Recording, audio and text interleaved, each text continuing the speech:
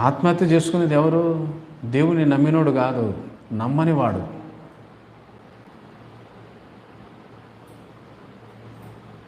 మరి కష్టకాలము, శ్రమకాలంలో భక్తి చేయటానికి శక్తి కావాలి కదా, అది ఎవరిచ్చేది? దేవుడే ఇస్తే. అందుకని దైవశక్తి అన్నాడు. దైవశక్తి మనము భక్తి చేయటానికి శక్తిని ఇస్తుంది అన్నమాట.